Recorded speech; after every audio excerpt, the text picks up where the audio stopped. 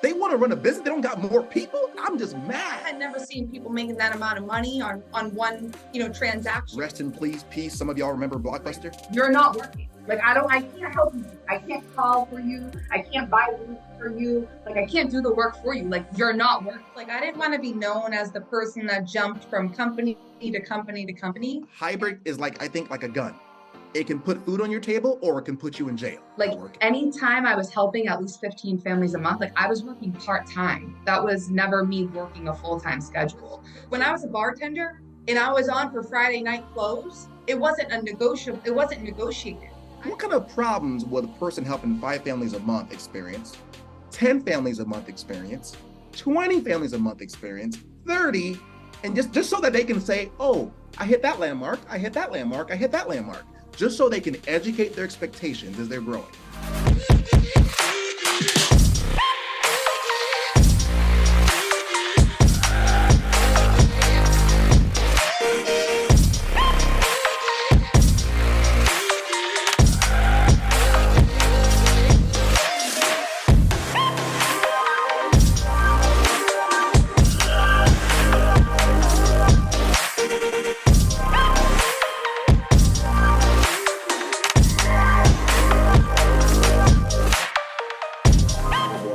Today, I'm excited about what we're about to experience, and I say that purposely because the things that we experience make us is a culmination of who we are.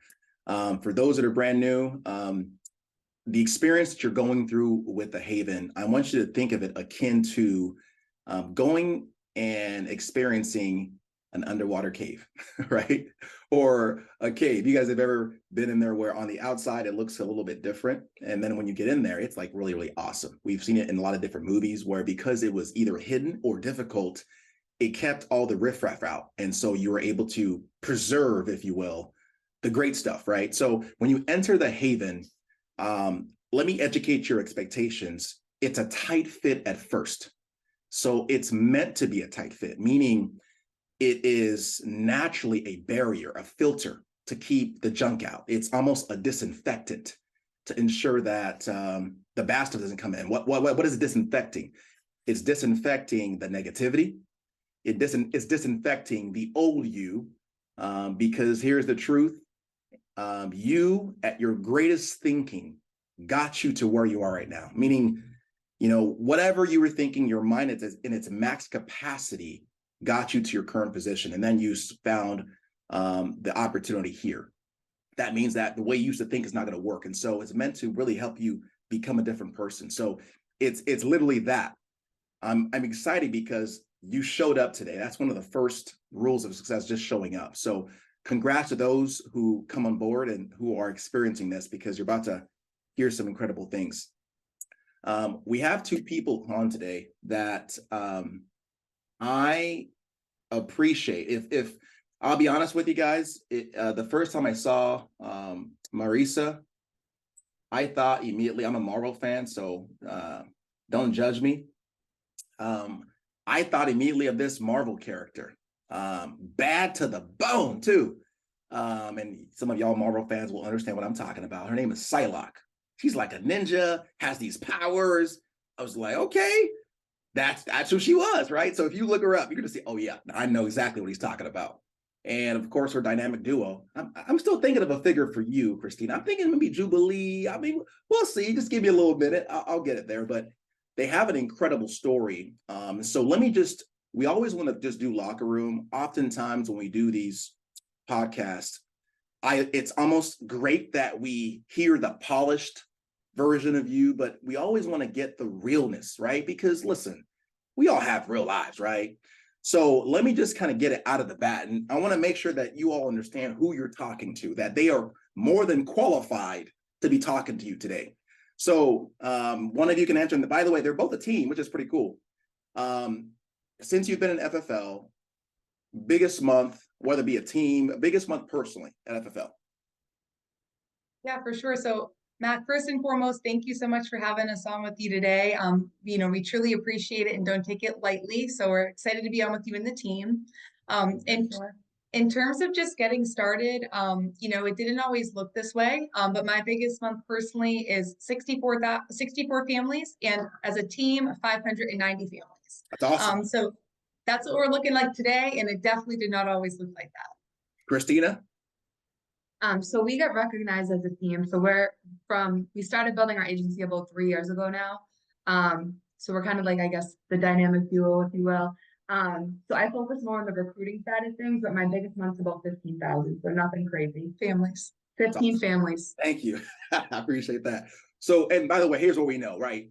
Again, one family is equivalent to $1,000. So, hey, excuse us if we mess up the vernacular, but that's just what it is, right? It's real dollars. They do spend, right? But let me kind of ask you this. Since you've been at Family First Life, how many times have you qualified for the prestigious 1 or 2% of the entire population of insurance agents? I'm talking nationwide. How many times have you qualified for Hall of Fame? So I've actually only hit it once, but every other time I missed it very small. And that's really actually, Mac, I actually like to lead with that, because it's like, I didn't believe in myself enough that I could do it to actually push for those extra 20 families or those extra 4 families last year, right? I didn't necessarily believe in myself 4? those prior years. Did you say 4? I did. It's embarrassingly enough, yes.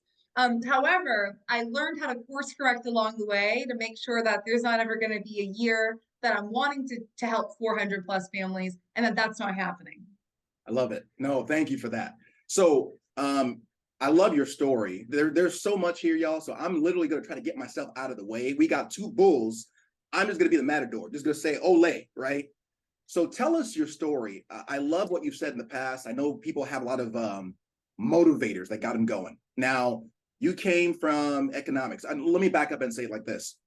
Oftentimes, successful people are triggered due to trauma, right? That kind of gets them going.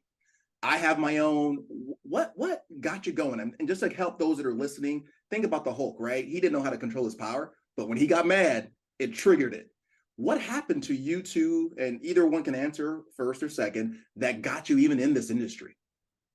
For sure. So I'll hit it off just as I kind of got us into the industry initially. Coming out of college, I was 20 years old, so I was like I was a bit younger than most. And I had went home and I was living with my sister. We were living together at the time. And I said, Christina, like, I'm a loser. Like, I'm a complete loser. I'm still working in a restaurant. I have my bachelor's degree, right, which was so, so important, right? I had the entitlement hat on for sure. And I'm just a loser. Like, I deserve to be getting paid, 3, 4, 500,000 a year for going to school for 4 years. Like, that's truly what I felt, Matt. And right? what was your degree in, by the way? It was, oh, by the way, guys, it was in business economics. So like, let's all be clear. Like, I wasn't coming out to that salary, right? Like it absolutely wasn't. My brain was still in a 20-year-old's mindset, very much in that way. Mm-hmm. However, the year before that, so my junior year of college, we had lost our mom, and that was, our mom was our parents, so to say. Me being 19 at the time and Christina being 21, as you can imagine, it wasn't a pretty situation. So that day I went home and told Christina how much of a loser that I was. She said to me basically like, that's great. Well, you should apply for some jobs. I think that was like her best, right? So at the time I went on Craigslist and I saw an opportunity that looked unique. And when I say unique, it was kind of smoky mirrors, if you will. But it looked like there was a good income potential if you were willing to work. And what I knew, Mac, was I was willing to work. Like, I already was working when I was in college as a student full-time. I was working full-time in a restaurant and some. At 20 years old? Yeah. Oh, hold on. Like, work was not unfamiliar to me. Now, real quick, if I can pause you for a second, where did that come from? I mean, let's be real. Most 20 years old are not putting that kind of work ethic. Did that come from Christina fighting you because you're a sister, competitive spirit, your mom? Where did that come from? To be honest, I think a lot of it came from my mom, and just also seeing how hard she worked for my sister and I, while she was here and to provide for us. Mm-hmm. And her always saying, you can do anything you want, but you have to be willing to work for it. She never was like, you can do anything you want and sit on the couch. Like that was kind of the reoccurring message was, you can do whatever you want, but you have to work hard for it. So I think that that's where that came from.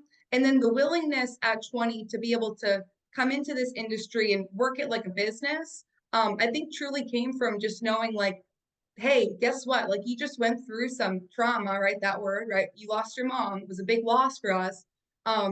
You should go help other people, like to make sure that they're not in a similar situation that you guys were, when that, day should come for them or for their family. So that was kind of the biggest thing that pushed me to actually want to get into the industry. Of course, the income was appealing, but I was at the practice company. And Mac, when I say I didn't even know I was commissioned, I truly didn't know I was commissioned. You went in there thinking they're gonna pay you a salary.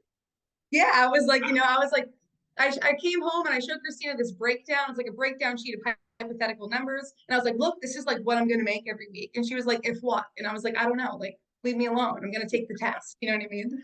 Um, so that's really what kind of pushed me into the industry, though, was seeing how we needed or could have used that help, so to say, if there was somebody that was willing to come and help my mom, right? She had work insurance. If I can be real, so you're saying your mom died, she had no life insurance. She only had work insurance. And I want to be clear on this. So the only reason, so she had stage 4 breast cancer. She was diagnosed at the age of 41 years old. And it was a type that didn't show up on a mammogram at the time. Now today it would. However, she was given 6 months, to live at that time. And I was 9 years old. Christina was 11. Obviously, she outlived that. But she had work insurance in place. And now I remember truly at the time, it didn't mean anything to me because I got to the hospital and the doctors telling Christina and I that, mom's terminally ill, right? So obviously that's the first thing on my mind and not really thinking about anything else. But she kept saying prior to that, like, hey, can you guys just not call Buzz yet? Can you just not call Buzz? And Buzz is her boss who was basically like family. He was a great guy. He wanted what was best for us and for my mom, to be quite frank. But at the end of the day, guys, it comes down to work insurance is not always there when we need it, right? It's there when you're on the job. So my mom was scared to be considered off the job, right? So with that being said, when she passed, it was just a couple days that she would have been considered off of the job and that we wouldn't have gotten anything. Now, did her work insurance pay out? Yeah, but that just covered some bare minimal, so to say. So at that point, it was, do or die, so to say, from me and Christina's, lens. Wow. So that's what triggered you. Guys, oh, yeah. I want you to make sure you understand. We're looking at Marvel characters here, and we're going to take time to develop them. This is a movie where this is not just a little quick preview. There's a story behind the story. Now, one thing that comes to mind as you spoke was complacency is the matrix of top producers. Who knows whether you would be here or whether you wouldn't? But there's a matrix of just things are okay, complacent. And hey, no one wishes what happened to Christina and Marysa on anyone. However, what's happening in your life that has not triggered you? Some of it, you're too comfortable. Now, luckily, some of us, we say, Mac, things are tough for me. You're calling that luck? Luckily, we are triggered. Something is happening to you that is forcing you out. And you can look at it as something terrible or looking at it as a blessing, right? Just remember, life isn't happening. I think I love what you said before. Life isn't happening to you. It's happening for you, right? So kind of fast forward. So you were going, so you thought you were going to make this big money of salary. What else happened? So then it was like, went to my first appointment. Like this was like, I'm in the car with the person. It was really weird. They were predominantly Spanish speaking. I don't speak Spanish. We went into a whole bunch of Spanish houses that only spoke Spanish. So I didn't really understand what was going on, but that was cool. The first house we left, Mac, I said, well, how much did you make in there? Like, I'm trying to understand the business, right? And he's like, I didn't, because he gave no cost benefits, right? So he didn't write the policy.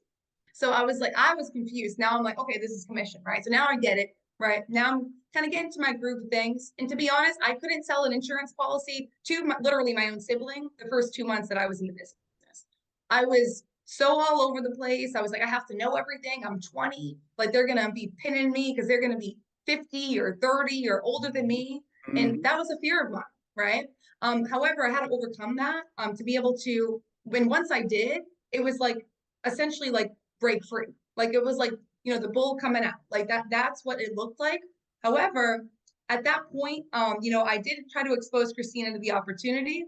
Eventually, how many months later would you say? Kind of when you got in? Probably like 2 or 3 months after Marysa had been in the business, I was really intrigued by it. I just like the idea of being able to like be your own boss. That's what I always kind of wanted.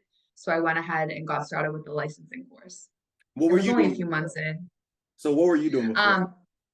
I was in the hospitality industry, so same thing as Marysa, like serving and bartending. Okay.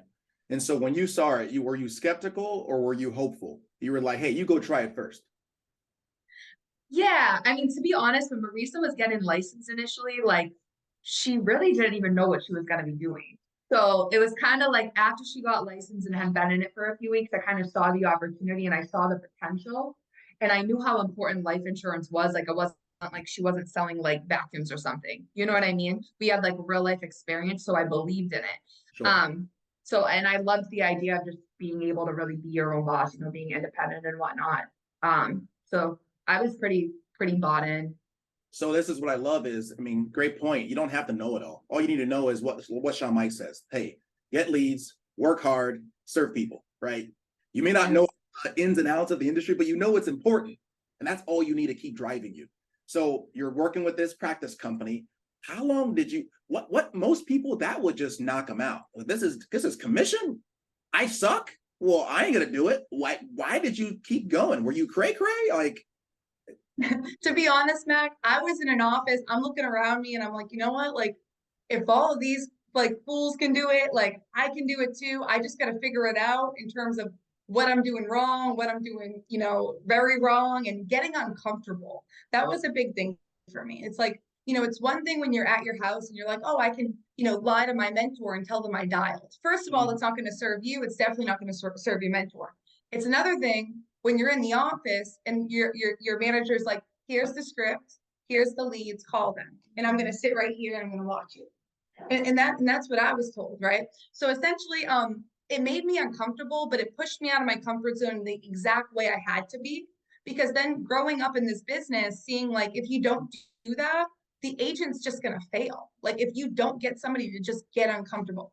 So 2 years into that, you know, practice company, I decided that it wasn't going to be a good fit culturally, for me long term. were you And I just making any decided money? I would, to be honest, in in terms of their making money guidelines, I was making money. But in terms of my making money guidelines, like I was paying my bills and I was 20, so like I was okay. But if I was 30, I probably would not have been okay. Got it. And then from there, to be honest, I segued into a different IMO. And from there, it wasn't the best fit. And it wasn't the best fit, not because I wasn't willing to work hard, not because I wasn't, it was because I would look at the leaderboards there. And I remember the year before I left Mac, I was number 2 in the company. And I remember being so nervous at that annual convention about how much money was in my bank account that I literally was like anxious the whole time. Like I don't even like thinking back to it now, it makes me anxious. Wait, let me So make sure I hear you right. You were being recognized for being top, but you had no money in your bank account, pretty much. number two Wow. in the whole company. But Wow. but like I literally had under $1,000 in my bank account and I was traveling, right? So like that to me is I'm like, I'm scared, right? Essentially, culturally, it just didn't work out. And I started looking at why is everybody going to this company, Family First Life? Like, why is everybody going there? Agents for leaving. Like, I was like, where are they going? And I had so many people that have reached out to me, and I had basically been like, I'm so happy where I am, blah, blah, blah, like, you know, the whole nine, and just kind of just, you know, went with it. And then I reached, you know, I was having a really bad day one day, Matt. And somebody reached out to me for the second time in my DMs on LinkedIn. And they Same were like, person? so how are they? Same What? person? Same person. Following up. Consistency, y'all. Follow up. Consistency. Exactly. Okay. Yep. And they're like, how are things going over there? And I'm like, wow, do they like know I'm having like a really awful like day, you know? And I was just started to talk to them. I was like, you know what, give me a call. That individual gave me a call, you know, 10 minutes later, I was like, you know what, I'm getting started with Family First Life. And here's what else I just want to quickly speak to that. My contracts were all held, by the way, but I waited the 6 months. I had 2 companies when I came here to FFL. I had CFG and I had AIG. So it's like guys, if you're worried about carriers, products, etc., you don't need to have every carrier. You need to have, one or two. You're going to be okay. And you just need to rock with the process. So that's kind of how we got here. And then Christina had kind of been jaded. You want to talk a little bit about that? And how Tell us about that. And by the way, listen, I'm not worthy. I mean, you came with two coming here. People are sitting. I don't have my 10 companies yet. So I'm sitting here. 2 companies and she made it happen. So Christina, tell us about your situation. Yeah, I mean, after we left our last IMO, to put it lightly, I was tainted. I was like all set with the insurance industry. They held our contracts, like Marysa said. I was just really disappointed at that point. We actually sat down with Sean, and when we left, I was like, he's lying. Like, there's no way this opportunity is real. Like, there has to be a catch. I was like, I'm not doing this anymore. Like, I was out of the insurance. Went back to bartending. Was literally working like 3 bartending jobs, like 2, 3 in the morning. And then COVID hit. Okay. And I couldn't bartend anymore. And I had been watching. Now, me and Marysa literally have a linked bank account. So for almost 2 years, I watched the deposits from FFL come in. And at that point, I had been watching her for so long and just watching the company. I'd been to so many meetings with her and whatnot. I was believing that it was real at that point. So I was like, okay, I'm looking around, COVID hit, I can no longer bartend. I'm like, what am I going to do? So I see all of these people, winning at a high level, like personally producing, and agencies like knocking the doors off this thing. So I was like, Marysa, we can do this. Like, we always wanted to build an agency together. That was our goal at the previous 2 companies. So once COVID kind of hit, I was all about it. And we sat down again with Sean, and then we just started building our agency from there. Disclaimer, I had no idea what I was doing when I initially started recruiting. All I knew was that I wasn't afraid to learn. So that's kind of how we started building our agency together. So you guys went the dynamic duo together. You focused on your strengths. So you were good at recruiting and you were good at I wasn't, no, Mac. I definitely wasn't good at recruiting. I just knew I could figure it out. All right. So you assigned yourself as the recruiter. Yeah. And just figured it out. Got it. Yep. it. And what's interesting about that is I noticed Zach Tardowski said it, that the difference between, sorry for my camera, y'all, I was messing up, but we're going to roll with it. The difference between a successful agent and one that's so-so is structure. Structure is the difference, right? You can go maybe help 10, 15 families, maybe just trip yourself to 20, maybe, but you're not going to get to the big 30, 40, 50, so forth families without structure. And when it comes to buildings, the same way. Now, structure, we're talking staff, we're talking office. Which did you decide to do first? So you knew you were going to build. At what point do you say, I'm going to create some structure? And luckily, you already had structure in one of you saying, I'm going to be the recruiter. Where did it lead from there? What was the next decision? You want to go? I think that knowing kind of like what our role and goal was going to be, like Marysa was going to personally produce at a high level and I was going to be recruiting, definitely helped us as far as like staff goes. So I kind of took on the role of just like learning the contracting process, learning how to cold market recruit, learning how to warm market recruit, social media, like all the ins and outs of that stuff.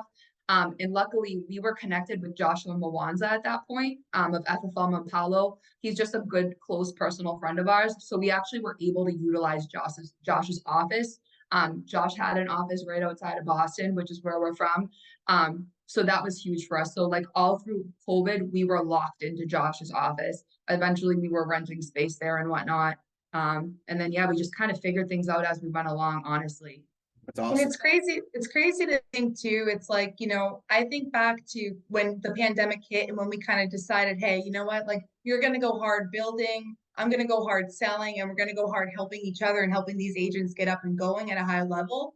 And during that time from 2020, like, April or so until 2021, in October, I believe, we got our own office. Mm-hmm. And it was crazy to look back at like what Christina's saying, like, Mac, like, I'm not hating on my sister. I love her. She can say the same thing about me. She's like, well, that's still true today. Like, she had no idea what she was doing, but we just knew we were going to do it. Like, right. We knew we could do it. And we knew that if we were put in this position, it was because we were strong enough to do it. So being able to be like, okay, we're in Josh Mwanza's office, renting space. And then we kind of, we started to grow and build and develop, and it all started becoming real and tying in, and your marketing, your logo, your this, your that. And then it's like, boom, now we got our own office. And that part was really exciting because you find it's almost like we saw all that hard work pay off, obviously throughout the time, but it was a fun thing to be able to look back on and be like, hey, remember when we were going to Josh's office, 7 days a week and we would leave literally at 2 a.m. because we were still working and talking about ideas and different things we can implement. And now look at where we are right now and how did we get there? So just kind of looking back at the journey and saying, hey, we worked really hard, but like we're really proud of where we got so far. Incredible. Yeah. Now, I want to make a note of something. Now, you said that you were reached out a year previous and you gave the facade, oh, life is good, I love it. And a year later, you were ready. Now, if someone had, why a year? Like, why do you think that year was critical for you to be ready? I think I had to know that because, again, it's like I didn't want to be known as the person that jumped from company to company to company. And I think that that actually held me back for a while because in the first organization that I worked with, I was captive. So I didn't even know like what a broker meant. Like truly, I didn't. And then seeing the broker opportunity, but like I wanted to make sure, like just like I gave it those 2 years in that first captive company, I wanted to make sure I at least gave it like my best, like my all to know that like, hey, if I'm gonna walk away from this company, it's gonna be with good purpose. And it's gonna be because I feel like it's not only gonna help me, but it's gonna help other people that are coming into the business as well. So at that point, that was kind of the lens that I was looking through was you got to give it a little bit of time. But like at that point, I knew I was out. Copy that. And now, Christina, for your side, you came into this immediately recruiting, right? You sold a little bit, you started recruiting.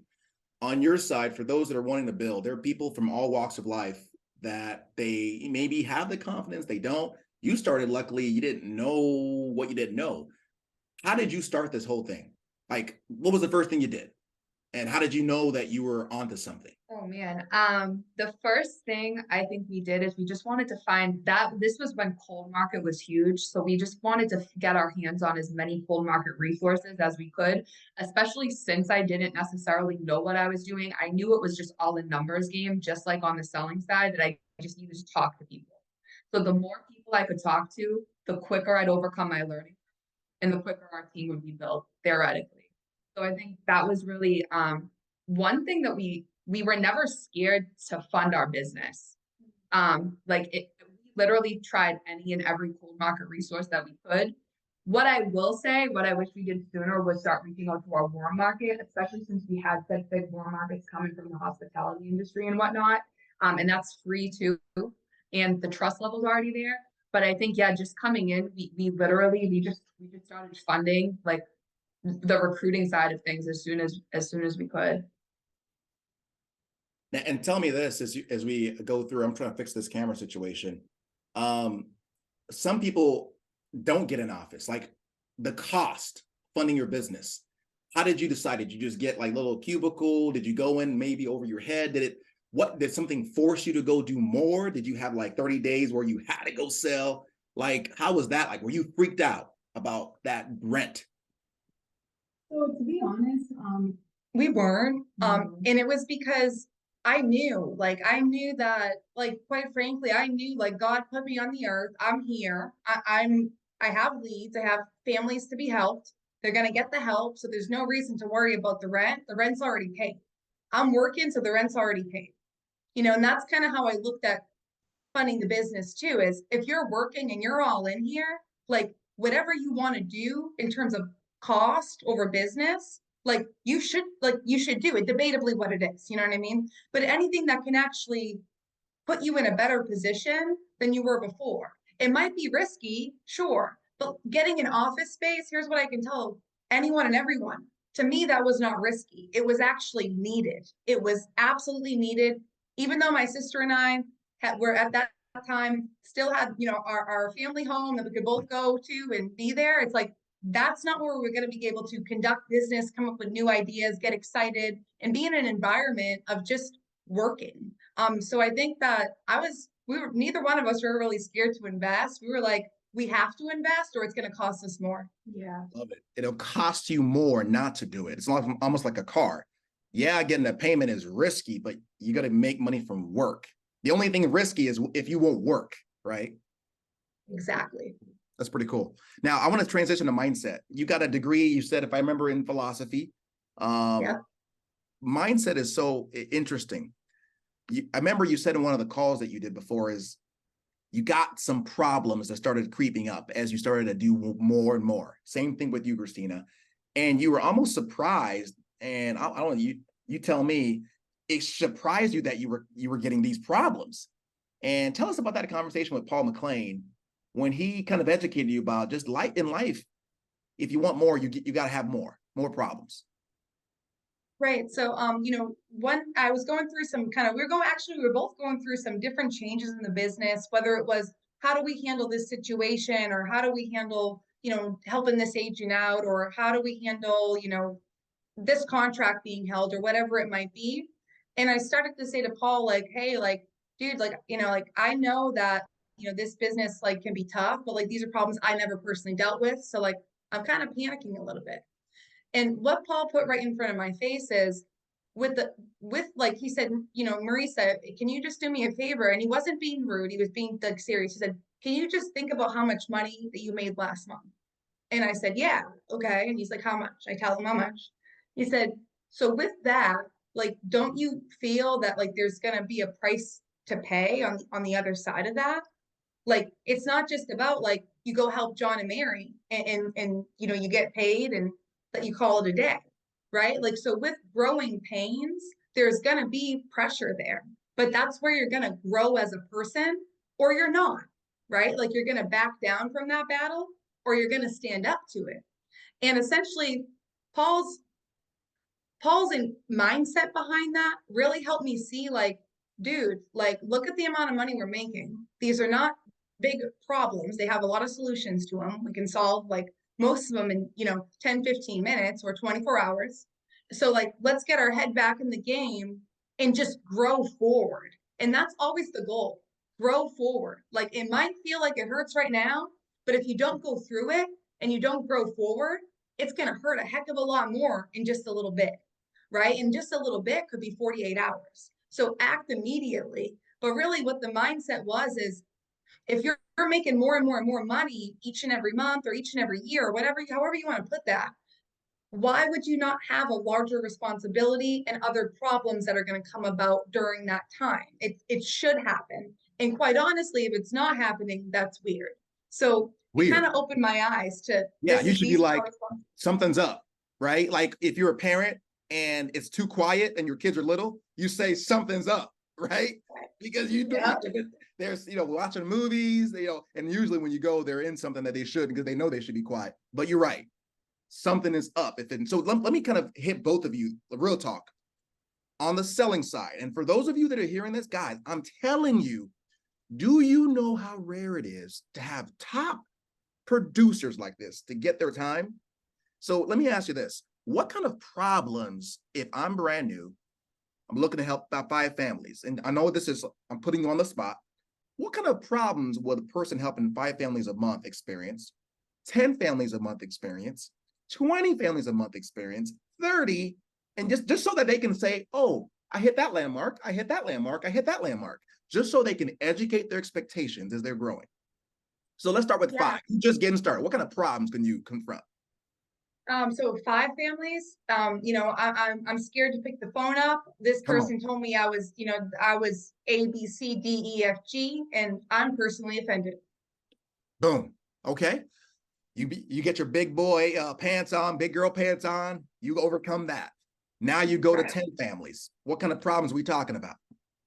So I think at that point, you still might be taking things personally. And if you are, you have to recognize that, first of all. You have to be aware, like, I'm taking this personally. Like, now, Mac, when someone tells me on the phone, like, yeah, like, like I get 3, back, and it's like off, I just toss the lead. It's not that deep. But like before, I'd be like, wow, this guy, Chris, was so mean. And like, I don't understand what his doc like. So staying stuck in that moment, I would say that's like the 10 family marker, is like, you won't get past what happened in a home, what happened on the phone, something of what happened during one of your appointments, or what didn't happen the way that you wanted it to. I love it. Does that make sense? as we're going through, please drop your questions on the chat. Because I mean, I know this is their show, but I know you may have questions as they come through. 15 or 20 family a month. What kind of problems are they experiencing at that point? I would say that your lead costs could be going up. So Hold on, we can't hear you very well. You kind of sound muffled. What was that? Can you hear me okay now? There we go. What was that? All right, beautiful. So with that 15, 20 families a month mark, you might be thinking like, oh gosh, like my lead cost is going to go up. Like, my lead cost is up. Now, hey, if you stay stuck in that mindset of my lead cost is up, like that's all you're looking at. Versus my lead cost is up because I'm able to go help a lot more families, right? So like that's kind of where I feel like a lot of people are stuck, honestly, helping 15, 20 families. They just don't buy enough leads because either A, they don't believe in themselves, or B, they just don't think that they can help more than 15 or 20 families a month, right? Like, which both coincide. But the reality of it is, Mac, even myself, going back to 15, 20 families a month, the only thing I changed now is I have way more leads. Like I have, 2-3 times more leads than I had then. So that's why I think that problem would be there, or that self-limiting belief. We're going to reserve 20 to 30, but I want to get to Christina real quick. Let's say you were on the recruiting side. You want to start building. You got zero to go from out of your personal production, your team or agency helping from 0 to 5. What kind of problems are you confronting getting team production from 0 to 5 families? I think 0 to 5 families, you're probably just having, you're not sharing the opportunity with anyone. Like you're not sharing your secret agent ain't doing nothing. Yeah, exactly. You're not sharing the opportunity with anyone you know. Because I think a lot of new agents, when they come in, they think they need to be doing this at a really high level before they start sharing it. And that's so not true. Like the best thing about Family First Life is just that the system works and it's been proven time and time again. There's so many resources here. So you should be hiring even before your license. You should be sharing the opportunity. Because I mean, you might bring your best friend in and they might crush it. You know what I mean? And just because you're not crushing it doesn't mean they won't. So I think, yeah, just not sharing the opportunity is why it's why you're not growing a team. You're just not sharing it with anyone. So you start getting 5, but you're stuck at 5. What's that problem that you're not, or you're confronting against that's keeping you between 5, maybe at 10 families?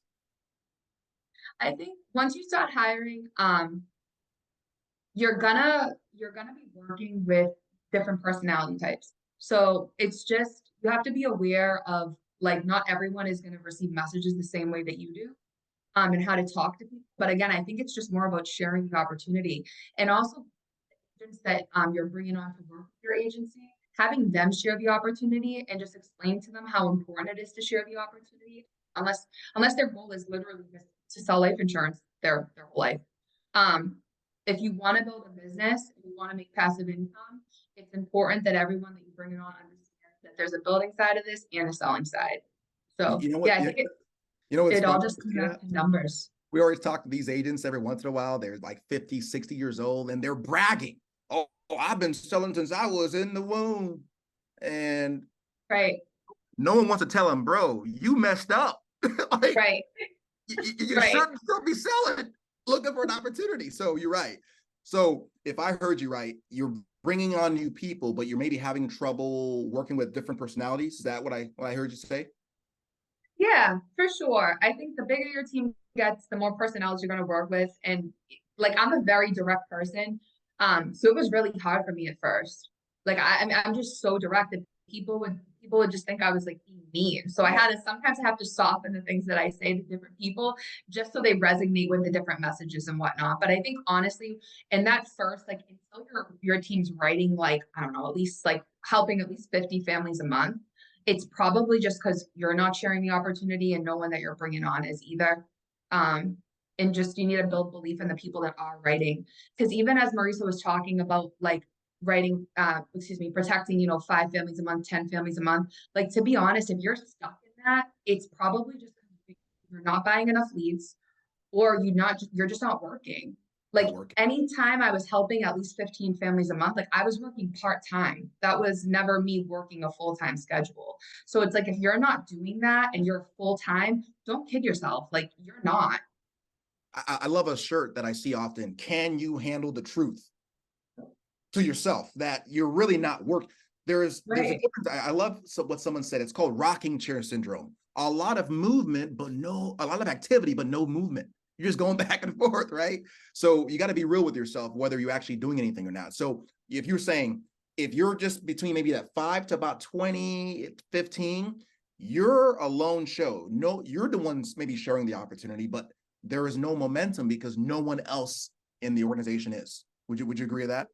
At what point do you have a problem? I mean, give me some of the problems that you've just been stumped with. And guys, I'm hoping you're taking notes because anyone can just give you how great it is. But the hope is as you're hearing this, you're saying, aha. You know, you guys ever play that video game where you know where the bad guys are? You go boom, boom, boom, boom, right? You don't die because you know where they are. We're telling you when these problems come, you're like, Marysa, Christina told me so. I'm getting somewhere. This is nuggets, right? So give us a problem that, I mean, when it comes to the recruiting side, and I'm going to get back to you real quick, Marysa, as far as the selling, because we got to sell to fund our business. And some people get burnt out selling, right? I'm going to get there too.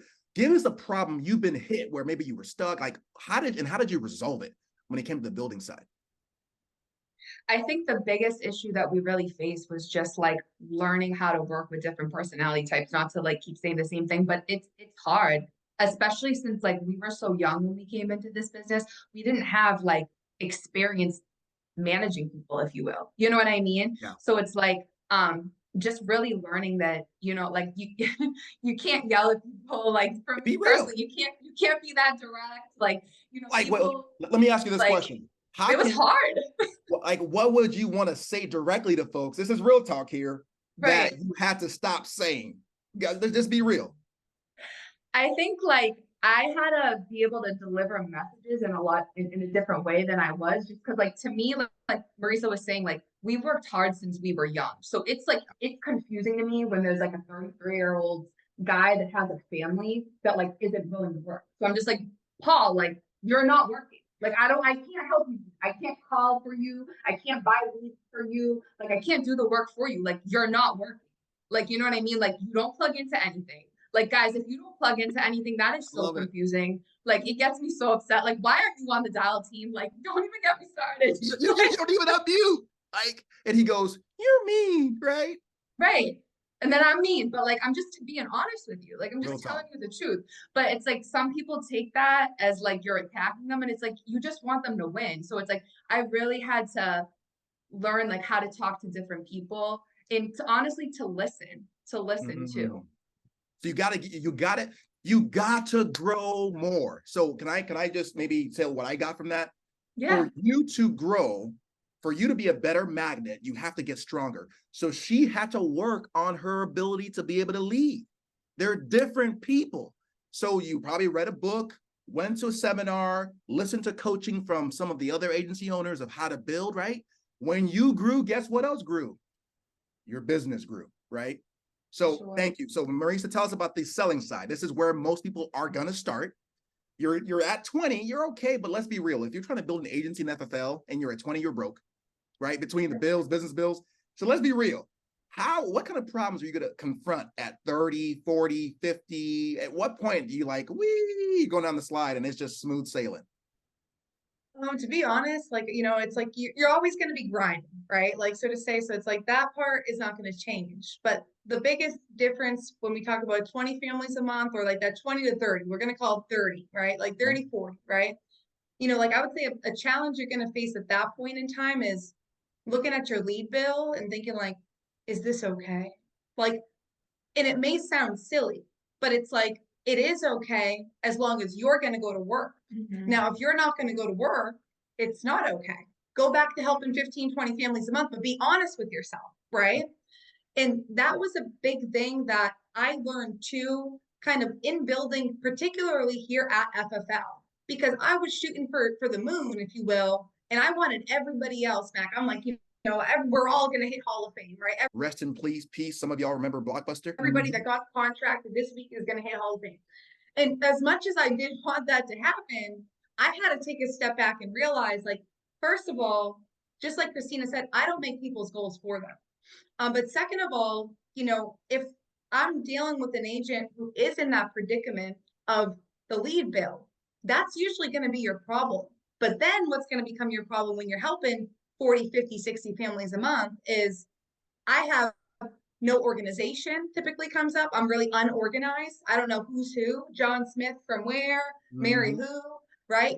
Those kinds of issues where you're going to need some involvement of some back office help, or you're going to have to assign that time to yourself and fit it into your schedule, whether that's, you know, before you're going into the field, so early in the morning or after. And that's what I realized kind of harsh reality was, hey, you're writing at a lot higher of a level, but let's make sure the business stays on the books, because it's easy to call 5, 10 people back in a month and talk to them and have that second touch, if you will, with your client.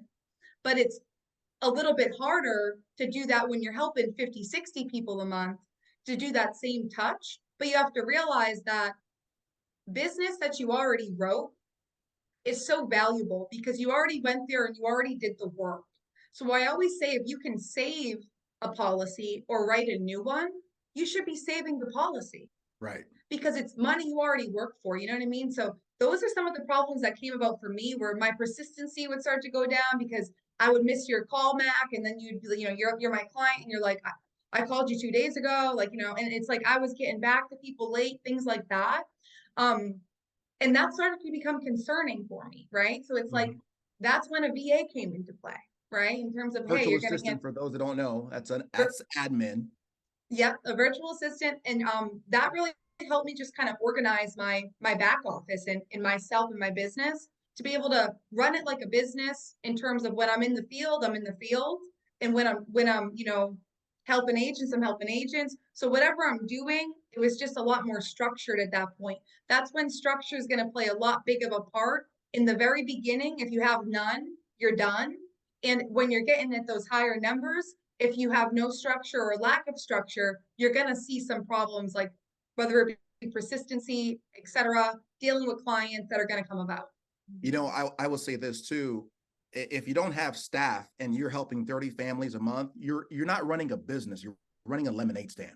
Totally. Imagine a Mickey D's owner that only has 2 employees. Imagine you are you are a customer. You ever come into a store and the line is like back the door? Aren't you? For me, the first thing I get, I'm mad. I'm like, they want to run a business, they don't got more people. I'm just mad. Think about that. So how can you say you want to run a business, but you don't want to hire staff? So get staff if you're serious. We have FFL agency owners. One of them, Bruce Will, he actually rented a whole building before he even got licensed, right? He had staff.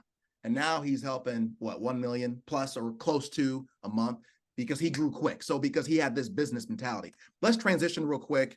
On 2 things. I want to talk about one thing before we leave. One thing that came to my mind as far as problems is time.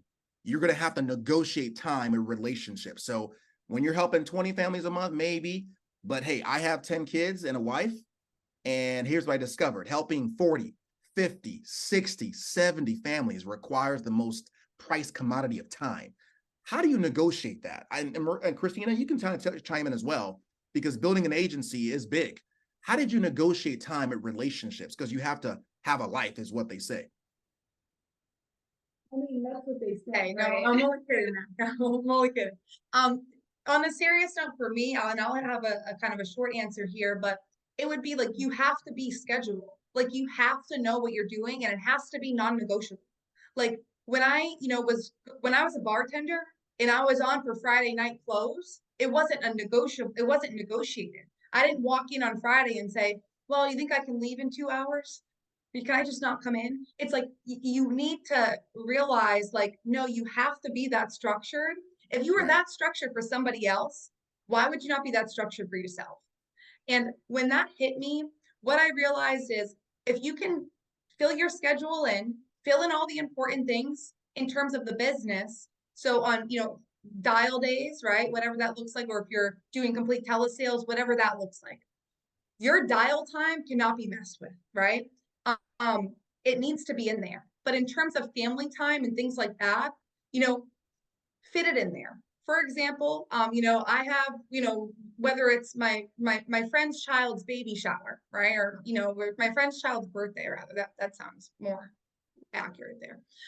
You know what I mean? Like, I'm taking that Saturday off, but you better believe I'm working Sunday, because it's like, I'm a business owner, right? So it's like, if I say that this is what my schedule is, this is what it is. So I think writing it on the front end and being honest with yourself as I go through my day, me and Christina both, like, we highlight, we're crossing things out. It's like our favorite thing to do, because we're getting those tasks done, and it's so scheduled that it's like boom, boom, boom, boom, boom. And once you can get into that momentum, you just keep moving. But if you don't get into it, you're going to keep tricking yourself. So stop writing out a fake schedule. So that would be my feedback there. I love it. Christina, any thoughts? Yeah. Mike, can you get a little closer? We can't hear you. Sorry, yeah. I think on the personal production side, just like Marysa said, like when you're working, especially if you're taking those hours away from your family, make sure you're door knocking, make sure you're dialing, make sure you're, I don't know, making X amount of calls if you're doing telesales, whatever it may be, just make sure you're working. Stay super scheduled. Like my day minder has literally been my best friend for like 10 years now. I write my schedule out as far as I know, like every Sunday for the week. And then the day before, like the night before rather, I write in anything that I need to, complete for the next day. What I will say on the building side of things is like, once you start building a business and there's people relying on you, like it's a 24/7. Like the agents that Can we work be with us real? know, Like, I want you to yeah, say, like, there is no turning it off. It's like kids. no, like, Come on. yeah. I mean, at that point, like you took on that responsibility, you decided you wanted to be a business owner. Like business doesn't stop because it's Sunday. Like the agents that work with us, they know they can literally call us 24/7. There's agents that are in Hawaii that will call my phone at like 12, 1 o'clock because they need help.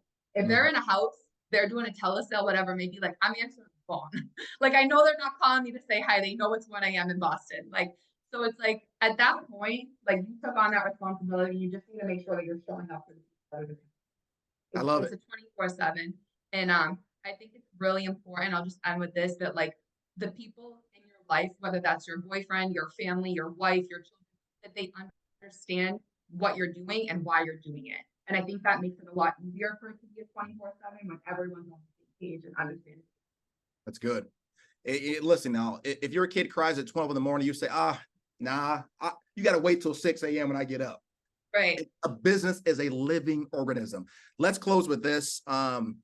What we know is a business's most prized, or the number one attribute for any business to survive and then thrive, is being able to adjust. Rest in peace. Some of y'all remember Blockbuster?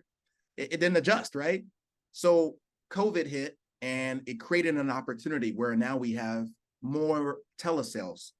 Some people thrived, some don't survive. Now, here's what we know with the hybrid system of being able to be on the phones as well as go in person. Hybrid is like, I think, like a gun. It can put food on your table or it can put you in jail, right? How do you maximize the hybrid system? So as a business, it puts food on your table and doesn't put you in financial jail. Absolutely. Answer that. Yes. So I think that if you're running a hybrid model, you need to realize you're running a hybrid model, like just that. For me, there was a time, so I'm predominantly in home. I do some telesales, I do some Zoom. However, I try to stay away from that, but there, you got I got my 10-15% of people that like to do it virtually. But with that being said, there was a time that I was looking at doing both in-home, because I love my in-home, but also doing Zoom or virtual but when I was doing and kind of experimenting, playing around with that, I was very regimented on, if I'm doing Zoom on Tuesday, like I'm doing Zoom on Tuesday. Like that's what I'm doing on Tuesday. Like there's no other plans. I'm not going to run an appointment. Even if they say, hey, you can come see me right now, I'll buy it right now. No, okay, I'll see you. Okay, I'll see you, Mac, tomorrow on Zoom at 4 o'clock. I'm going to email you over all my information and we'll go from there. I hope you have a great rest of your night. Discipline. You got to be Yes. disciplined to your schedule. Amen. Yep, 100%. So I would say if you're running a hybrid sales model, just remember that you're doing just that. You're running a hybrid sales model. Now, if you find yourself that you're really good virtually, you're a lot better virtually and you're closing at a lot higher of a ratio over a long span of time. I don't mean for like 1 week, like over a span of time, your ratio says that you're better on Zoom or telesales than you are in home, then go for that.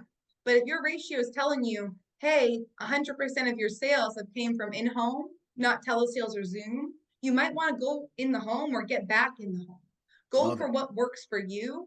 And if you're doing hybrid, I recommend 2 and 2. You're doing hybrid on 2 days, in-home on 2 days. But that's really what I got for hybrid. Good. That's good. And let's close with this. I know I'm one of those guys that I love to ingest information. I heard what you said about the 6 P's, I believe it was.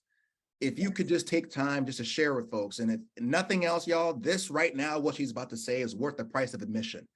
These 6 P's, this will, if you have a broken compass, it'll fix it.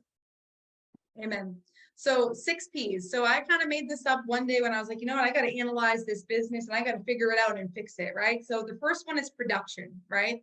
Meaning, how many dials am I making? Where's my activity report? Guys, if you're not tracking your dials, track your dials. Nobody likes you. I'm just kidding. But like, you got to track them. You got to track them. You won't even like yourself in a month later if you don't do it. Track your dials, use your activity reports. You want to know how many people did I sit with or talk to, depending on your, approach, so to say, if you telesales or you in-home. Did I sit with, did I have 10 appointments scheduled and did I sit with 6 and did I close 1? Or did I have 10 appointments scheduled and, did 2 cancel and did 5 no-show me? I sat with the other 2. You have to know your ratios. And once you're able to work that over time, it's going to become really important. So also under production, what audios did you listen to this week to become better?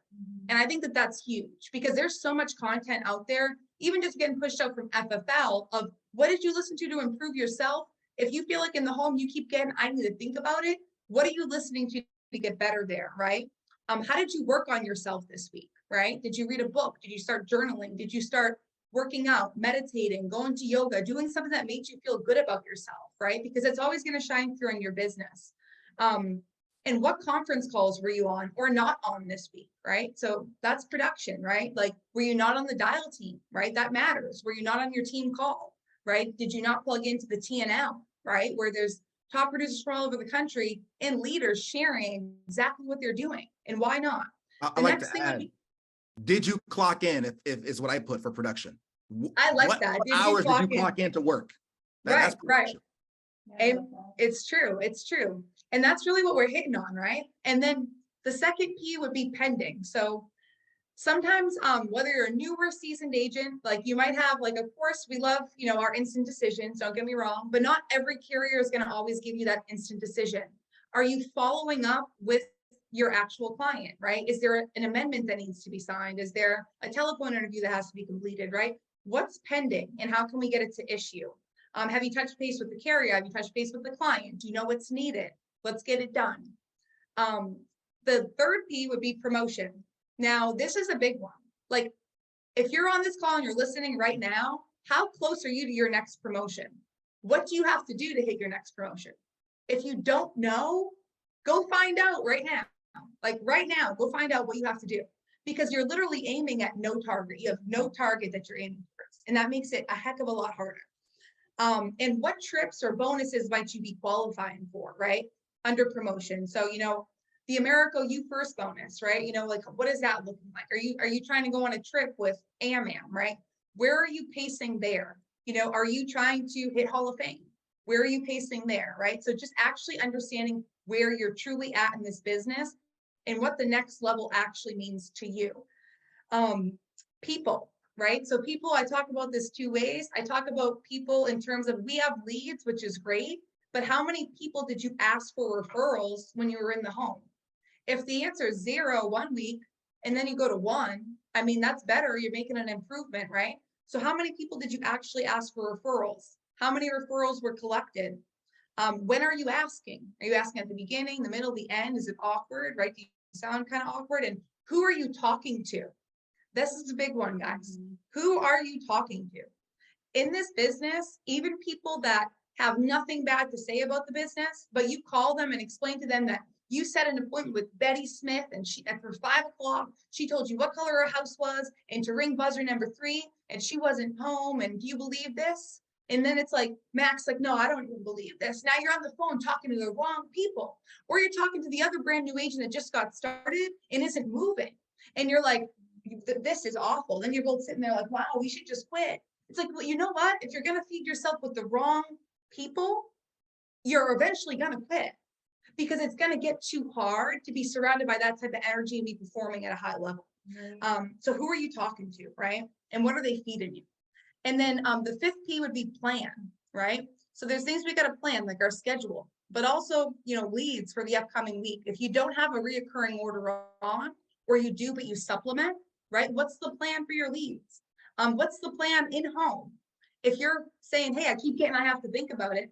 What's the plan to go in on a new mission of, I'm not getting that objection today, and this is how I'm going to overcome it.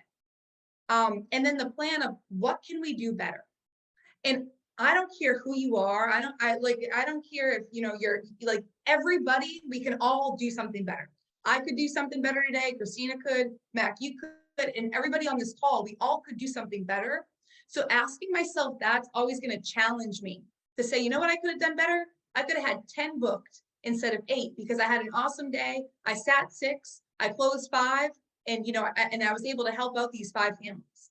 But if I had 10, like I told myself I was going to, it would have looked a lot different in the plan, right? And then profitability. This is huge too, guys. In this business, it's like when you start, like when I came into this industry, Matt, I had never seen people making that amount of money on one, you know, transaction, if you will, right? Or helping one family. And to me, it was like, okay, like we could get stupid with this money, right? Like, and I don't mean stupid like you're actually, I mean stupid like we could go and spend it on, you know, the Louis bag that we really don't need, to be honest, right? Or we could reinvest it back into the business, right? So making sure you understand your P&L, right? Your profits and losses, right? So you could be up, like you could have the best Mac. Have you ever had like a really huge week and then it followed up with a really low week? Yep. And then, you know, like, hey, like you kind of expected that, right? At this point, anyways.